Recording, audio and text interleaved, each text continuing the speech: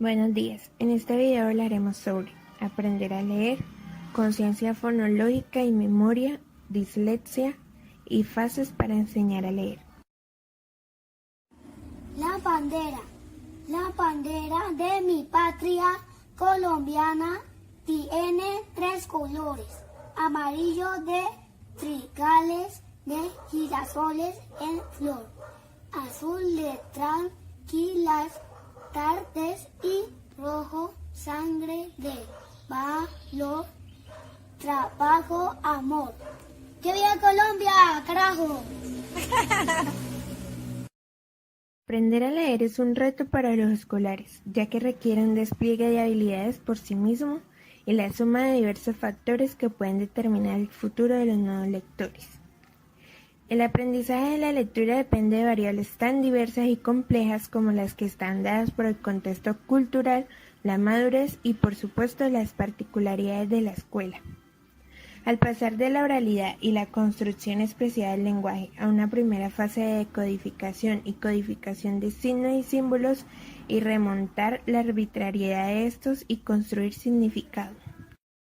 Las investigaciones efectuadas en distintos idiomas desde la primera infancia hasta la primaria confirman que la conciencia fonológica se convierte en la base para el aprendizaje de la lectura en todos los idiomas, como se detalla en el inglés, en holandés, en portugués, en español, en francés. La conciencia fonológica se puede entender como aquella conciencia que llega a tener cada persona sobre su propia lengua, que discrimina reflexivamente los patrones de correspondencia entre letras y sonidos, los cuales están implícitos en el proceso de lectura y escritura, que además incluyen el análisis grafémico, la asignación y el ensamble de fonemas, como lo escribe Cuentos en el 2011.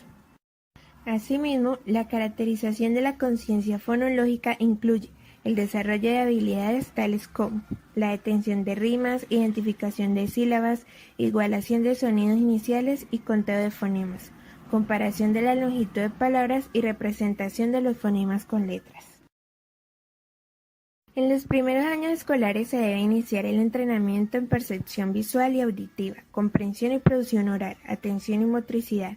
De esta manera se favorece el proceso lector, puesto que se estimula la comprensión oral, la discriminación auditiva y el nivel cognitivo, y permite que se organicen las estructuras para el aprendizaje, y se facilite la adquisición de lectura y la escritura.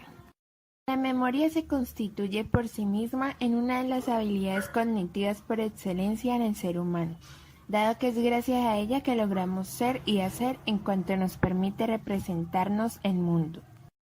Una definición más amplia de esta es que se define como un sistema que mantiene y manipula la información de una manera temporal, por lo que interviene en importantes procesos cognitivos como la comprensión del lenguaje, la lectura y de diversas formas de razonamiento. La ley propone un sistema tripartitario que incluye al Ejecutivo Central, el bucle fonológico y la agenda visoespacial. Los dos últimos actúan como suplementarios del Ejecutivo Central, el cual es definido como el componente más complejo e importante de la memoria operativa, pues asume la labor de coordinador de recursos, capaz de enfocar la atención, almacenar y tomar decisiones. El bucle articulatorio fonológico responsable de la información relacionada con el habla y la agenda visoespacial, cuya labor tiene que ver con la organización y manipulación de la información de este tipo. Comprende el almacén fonológico, que guarda información acústica por 1 o 2 segundos, y el proceso de control articulatorio referido al habla subvocal. Este encierra una serie de efectos como lo son el efecto de similitud acústica, en el cual tener dos unidades muy parecidas es muy difícil su recordación, el efecto del habla irrelevante, donde se simplifica el accionar del recuerdo por la relevancia de este, no siendo notables ni la atención ni la semántica. El efecto de la longitud de palabra, donde la recordación está medida por la longitud de la palabra y se relaciona directamente con el spam de memoria, ya que son inversamente proporcionales. La dificultad de la lectura más conocida es la dislexia. Se considera una dificultad específica de aprendizaje de origen neurobiológico, caracterizada por la presencia de dificultades en la precisión y fluidez en el reconocimiento de palabras, y por un déficit en las habilidades de decodificación y de letreo. Estas dificultades son normalmente consecuencia de un déficit en el componente fonológico del lenguaje y se presentan de manera inesperada, dado que otras habilidades cognitivas se desarrollan con normalidad y la instrucción lectora es adecuada. Comenzar por enseñar mediante el método global algunas palabras de uso más común para que el niño entienda la finalidad de la lectura.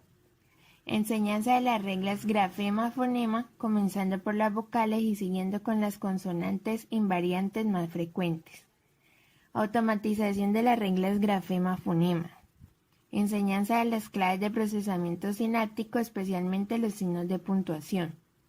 Es muy importante que los niños lean con las pausas y entonaciones adecuadas para que puedan extraer el mensaje del texto.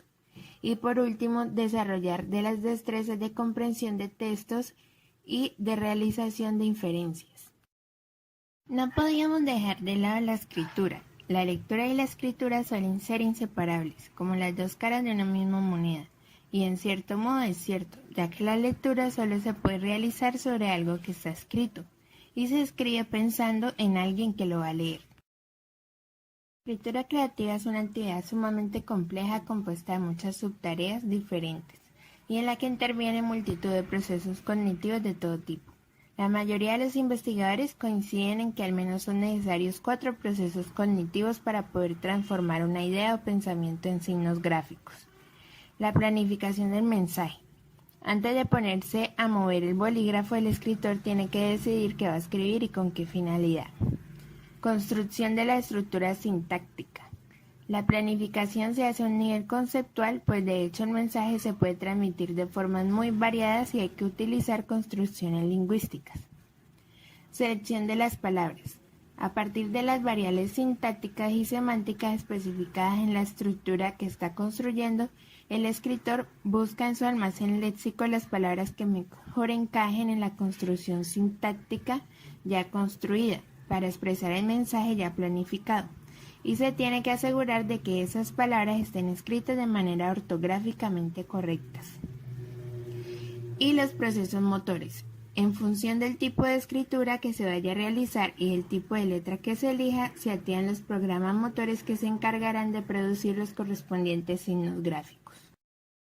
Las grafías infantiles. Estas son referidas a los niños que no consiguen aprender a escribir por razones similares.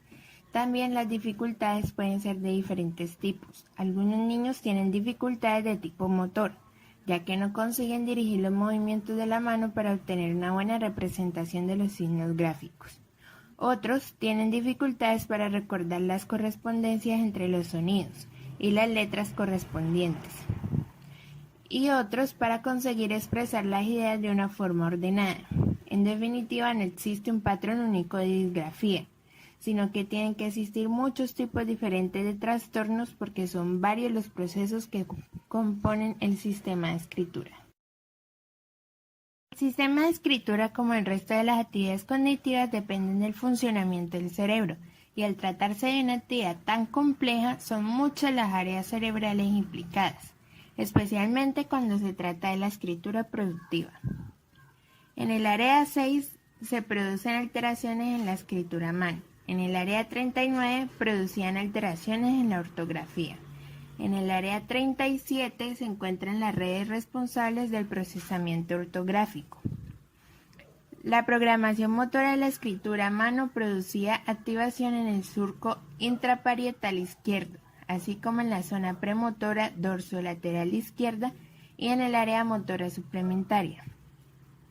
Los componentes léxicos semánticos de la escritura dependen de la zona posterior inferior del lóbulo temporal izquierdo, el área 39, y los componentes periféricos y motores dependen de redes neuronales que se extienden por el surco intraparietal, el lóbulo parietal superior, la zona dorsolateral y el área premotora.